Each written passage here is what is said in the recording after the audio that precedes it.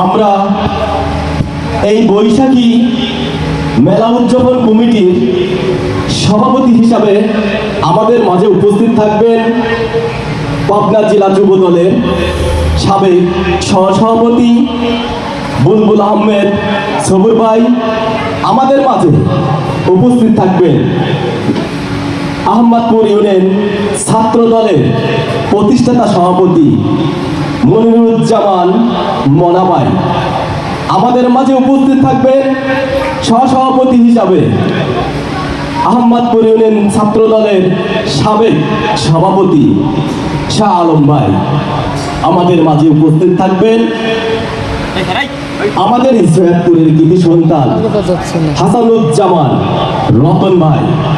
আমাদের মাঝে উপস্থিত থাকবেন আর এক বড় ভাই যিনি অক্লান্ত পরিশ্রম করছেন, আহমদপুর ইউনিয়ন যুব দলের যুগ্ম আহ্বায়ক কামরুজ্জামান রিপন ভাই। আমাদের মাঝে উপস্থিত থাকবেন এই বৈশাখী মেলা উদযাপন কমিটির যার অক্লান্ত পরিশ্রম করে আসছেন দীর্ঘদিন, যিনি না হলে হয়তোবা আজকের এই প্রোগ্রামটি আমরা সফলভাবে করতে পারতাম না। তিনি এই সৈয়দপুরেরই কৃতি সন্তান, আমাদের অহংকার, আমাদের গ্রামের অহংকার, সৈয়দপুরের অহংকার। এবং তিনি অর্থ দিয়ে পরিশ্রম দিয়ে আমাদের এই প্রোগ্রামটা আজ 3 দিন সাকসেসফুল করেছেন। তিনি যেমন আমাদেরকে রাগ করতে পারে, তার থেকে হাজারো গুণ আমাদেরকে ভালোবাসেন। তারই ধারাবাহিকতা আজকে এই ঐতিহ্যবাহী বৈশাখী মেলা উদযাপন কমিটির তিনি সাধারণ সম্পাদক হিসাবে আমাদের মাঝে দায়িত্ব পালন করছেন। কেউ নন, তিনি হচ্ছেন আমাদের প্রিয় বড় ভাই আহমদপুর ইউনিয়ন যুব দলের আহ্বায়ক আল ফারুক সবুজ ভাই।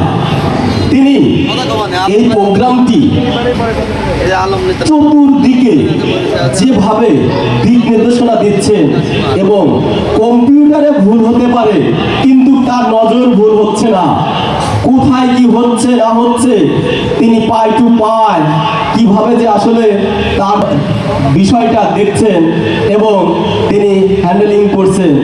আসলে তার জন্য আমরা সবাই দোয়া করি, তিনি তার মহান রব্বুল আলামিন যেন তাকে হাত দারাজ করেন এবং আগামীতে যেন এর থেকে বড় প্রোগ্রাম তিনি আমাদের মাঝে নিয়ে এসে দেন এবং এই সৈয়দপুরের ঐতিহ্য যেন আরো বড় আকারে আনতে পারেন। এবং তার কাছে আকুল আবেদন থাকবে, এবার যেমন 4 দিন ব্যাপী আমাদের প্রোগ্রামটি অনুষ্ঠিত হয়েছে, আমরা আশা করব এবং তার কাছে দাবি করব যেন আগামী বছরে 7 দিন ব্যাপী এই সৈয়দপুরের ঐতিহ্য ধরে রাখার জন্য তারা আমাদেরকে প্রোগ্রাম এনে দিবেন। এবং আমরা যারা স্বেচ্ছাসেবী ভাইরা আছেন, আমরাই তার সাথে হাতে হাত রেখে কাঁধে কাঁধ মিলিয়ে ইনশাআল্লাহ আমরা সফলভাবে পূর্ণ করব এবং অনুষ্ঠান সাকসেস করব। আজকের আমাদের অনুষ্ঠানটা কিছুক্ষণের মধ্যেই মূল অনুষ্ঠান আমরা ফিরে আসবো।